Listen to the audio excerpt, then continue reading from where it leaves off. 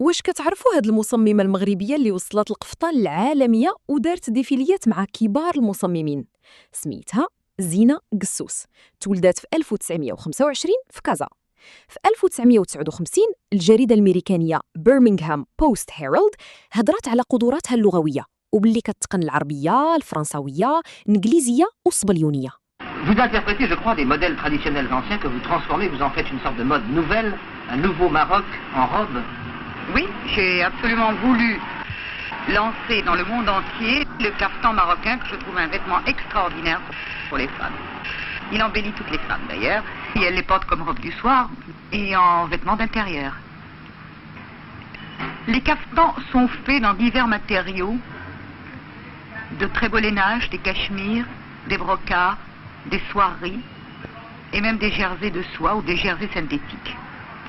Les fils sont préparés par les femmes et les caftans sont ensuite brodés par les hommes, ce qui est très amusant d'ailleurs parce que personne ne pense que les hommes peuvent s'adonner à ce travail si fin et si délicat. Au Maroc, ce ne sont que les hommes qui brodent les caftans. في 1966 شاركت في عرض كبير نظمته المحلات لورد اند تايلور في نيويورك.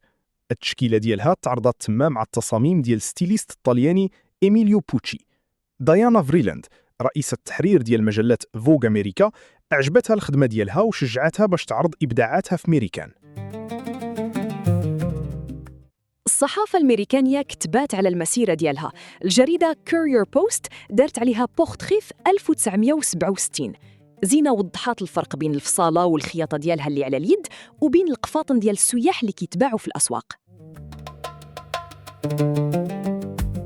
في 1968 جريدة The Sacramento Bee أعلنت على حدث جديد.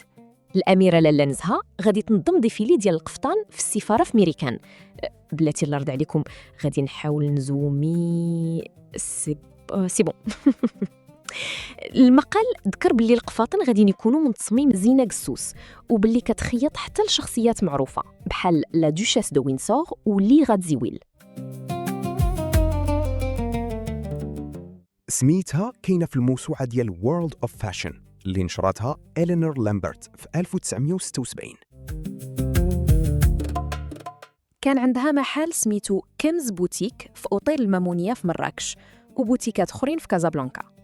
اليوم الإبداعات ديالها اللي فيها قفاطن، جبادورات، كابات وصيكان مطرزين بالنطع والمجبود محفوظين ومعروضين في متحف فيكتوريا أند ألبرت ميوزيوم في لندن.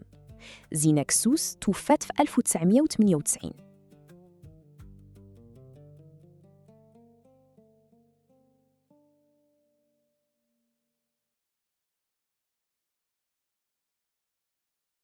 مع السلامة.